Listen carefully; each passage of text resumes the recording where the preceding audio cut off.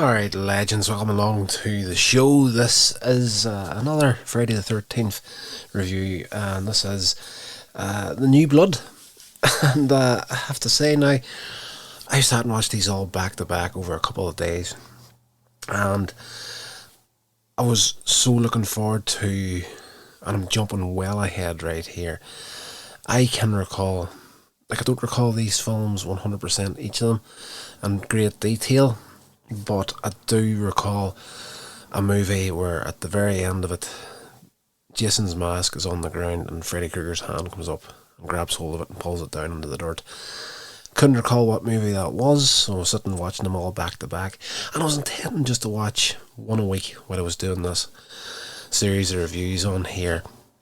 So it wasn't, and Jason Lives, it wasn't in this one, and I just kept going, kept renting them out and watching them, and eventually got to it. But I don't even know why the heck I went down that line of thinking there, but it was, yes, it was in the hopes that it was going to be a great movie that it was going to come out in, and I haven't seen them all at this point. I do have to say, the previous one, this Jason Lives, is by far the best movie in the entire series, in my humble opinion.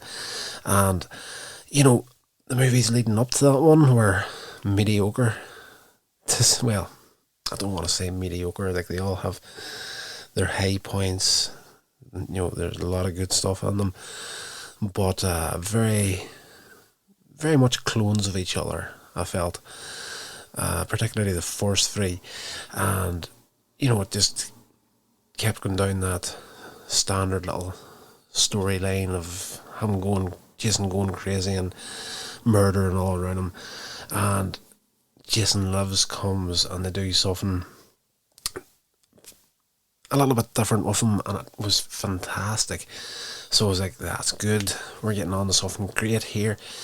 The New Blood comes out, and I'm just like, okay, Jason Lives was friggin' amazing. I can't wait to see this movie. And unfortunately, in my humble opinion, it kind of just went down the exact same old road again with it. And there's some new details in this one, like we have this girl with telekinetic abilities in here as the main character, more or less, other than Jason. Pretty much at the beginning of the movie, you see her as a child, and she's witnessed her alcoholic father abusing her mother, and she attempts to escape the house, and she heads out onto Crystal Lake on a boat. And when her father runs out onto the dock to attempt to stop her, to call her back in again, she loses it. Her telekinetic abilities emerge, and she accidentally destroys the dock her father's standing on, cause him to fall into the lake and drown.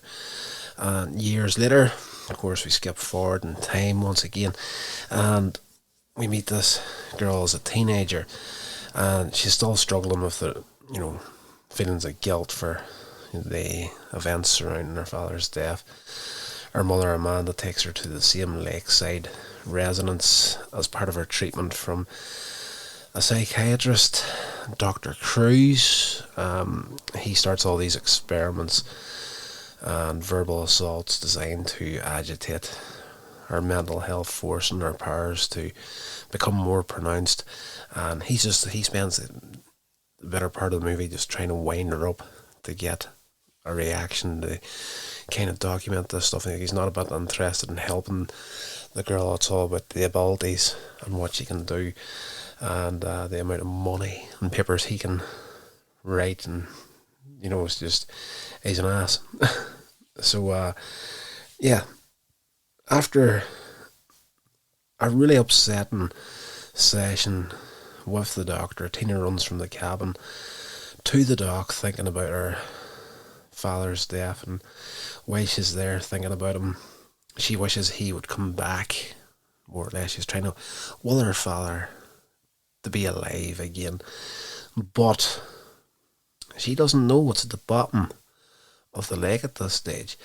Yeah, Jason's down there, still strapped to the rock that he was dropped to the bottom of the lake with in the previous movie, And yes, he emerges from the water to start another killing spree. So we have a little bit of a different setup to this movie. But of course, whenever Jason turns up, it's going to go down the same sort of road again. So next door to their house, surprise, surprise, there's a group of teenagers. They're throwing a birthday party for their friend, and the group includes this guy Michael's cousin, a preppy sort called Russell. His girlfriend Sanders there. There's a science fiction writer, Eddie, a stoner called David. Of course, there's always a wee junkie running about somewhere in the background of these movies. A perky girl called Robin, Shy Maddie, and a snob. You always have that kind of standard range of kids in these movies. You've got the upper class girl thinks she's better than everybody else. You've got that loner, and you've got the geeky sort that's trying to fit in, and of course old Stonybridge in there as well. So yeah, they're having their party and whatnot, and they get into doing the dirty with each other as per usual. Yeah, so this girl Tina, she tells Nick about Jason and has a vision of him murdering Michael. Meanwhile, Jason actually kills Michael and his girlfriend Jane, and he later murders another couple camping in the woods as well. So it gets into the standard fare again. After the high point for me that was Jason Lives, I was kind of hoping they would keep it up to the standards of that previous movie, but just that didn't hit home with me in this one. Tina, she then goes off with Nick to find her mother. Jason kills more teens 1v1. Russell and Sandra go to the lake for a swim. Sandra goes skinny dipping. Big surprise, we're back to that old mark again. Now, as much as I enjoyed Jason Lives, I'm trying to recall, just as I'm going through this review here, was there any bare flesh in that movie? I can't recall. If there was, it was very toned down compared to the rest of them. And I've said it before in reviews, I feel that, whenever it gets into these sorts of movies, I feel whenever the flesh starts to be shown, and don't get me wrong, I'm a guy, I appreciate a bit of bare flesh, especially on a woman, but I do genuinely feel that when that starts to happen in a movie, it's because the filmmakers and producers of the movie don't have the faith in the project that they really should have in it. So they're like, oh, this is kind of mediocre sort of a script and story. Let's get a little bit of bare flesh in there and keep the pervs happy. So we get that in this movie. Russell, he's killed with an axe to the face while he's getting ready to go on after. Sandra discovers the body just before she's pulled under the water and she's drowned. This girl Maddie goes looking for David and finds Russell's body. She runs for help, but Jason attacks her in a nearby barn. Does her in with a sickle. Jason then kills Ben by crushing his skull, and then Kate by driving a party horn onto her eye. It's I don't know. I was kind of let down by this one, I have to be honest. But I quickly got over that before the next one because, oh gosh, we'll get to that in due course. Back inside the house, Jason then kills this guy David. Then another guy called Eddie, he gets it. Upstairs, Robin finds David's head and is thrown out through a window. Jason then attacks the doctor that was screwing Tina over at the beginning of the movie, trying to exploit her powers. He gets killed. He attacks the doctor, but he doesn't get killed at this point. Instead of him getting killed, he actually uses Tina's mother as a human shield, and she gets it, and he runs off. Jason eventually gets hold of him, and with like one of these, what would you call it, like a chainsaw. It was one of these big long like pole sort of chainsaw things. Tina finds her mother's body and uses her powers to electrocute Jason on a crash, part of a house, and she crashes part of a house down on top of him. Nick and Tina try to tell this girl Melissa what happens.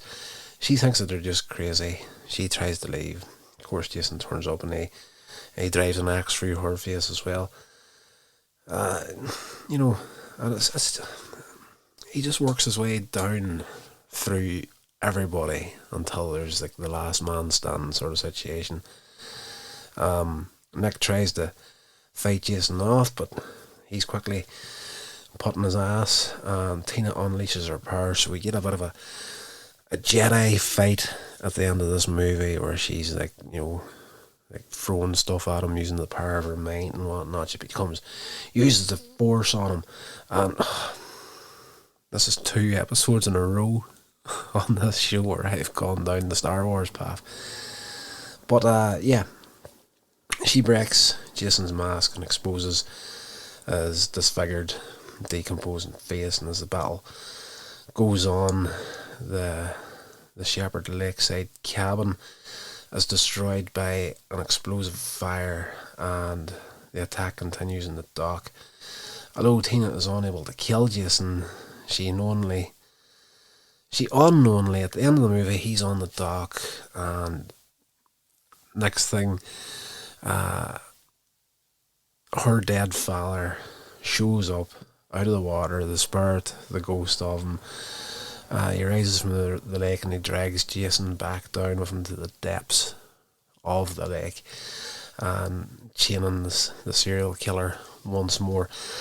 The following morning, Tina and Nick, they're taken away in an ambulance, and someone finds Jason's broken mask in the wreckage, and we fade out to black, and yeah, you can hear the Jason's whispers way out in the distance.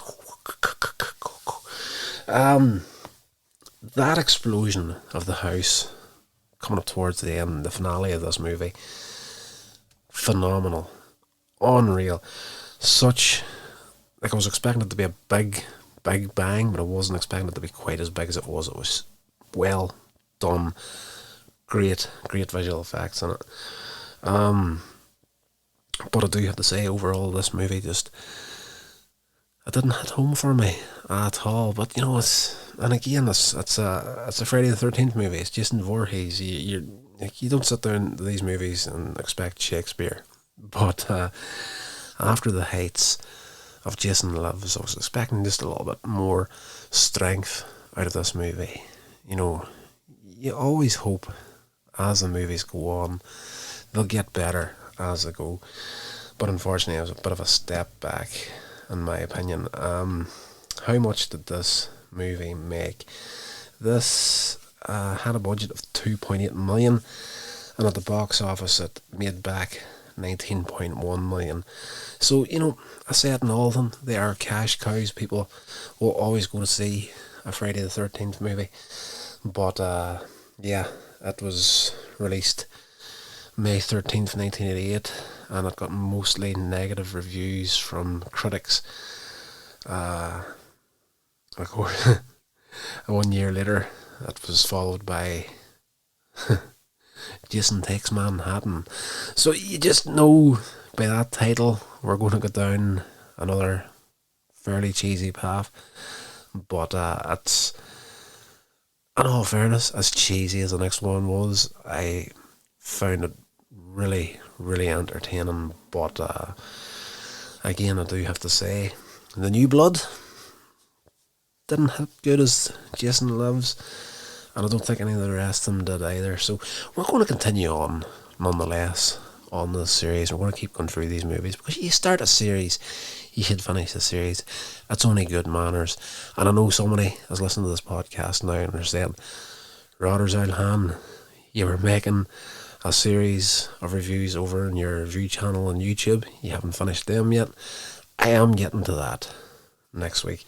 So you're about to see some serious productivity out of Coins Age Media over the next few months, because I'm expecting weird stuff to happen in the next few months, and I kind of feel that this hobby, side hustle sort of a thing, that is just like a way of passing the time for me, more or less, needs to be something more, because weird stuff is coming, mark my words. But I think for everybody.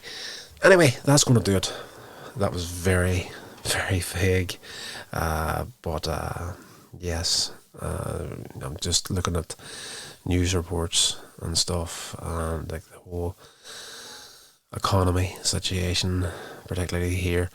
Even though I'm in Northern Ireland, if you don't know much about this neck of the woods, this part of the world, the top part of Ireland, known as Northern Ireland, is technically part of the UK. You know, a lot of people from other countries, they think, oh, Ireland's a small little country, it's all one. I would love it to be all one, we could get on with each other. That's going to, I've said that now, that's going to start probably a mess load of arguments somewhere along the line. But, you know, I'd like the whole thing to be able to get on, but they don't. It is what it is. But it's classed as part of the UK, and the whole economy there at the moment just is not looking healthy. And not just here, I'm looking at other parts of the world, America, you name it. Everybody's getting it tight. Prices are rising, and wages aren't. I think we're going to be in serious trouble by Christmas. So I definitely want to be putting more and more work into things like this here to not so much pay the bills, but maybe at somewhere along the line, maybe pave the way towards at some point, taking a bit of the pressure off and helping out in a way. Anyway, that's going to do it. You're probably going to hear me wheezing slightly there. I am in the process of quitting smoking, and my lungs are starting to clean themselves out, and I'm just like bunged up. The whole work's going to take a few days to get my head better, my breathing sorted out. It's kind of flared the asthma slightly, so I'm going to go now before I choke trying to talk. And whatever you're doing, guys, I hope you're safe. And yes, please follow the show. Feel free to email me, Hellmouth Hotline @gmail.com, and share it along to anybody you think might be interested in listening to it. So that's going to do it, guys. I'll talk to you in the next episode. This has been a production of Coins Age Media.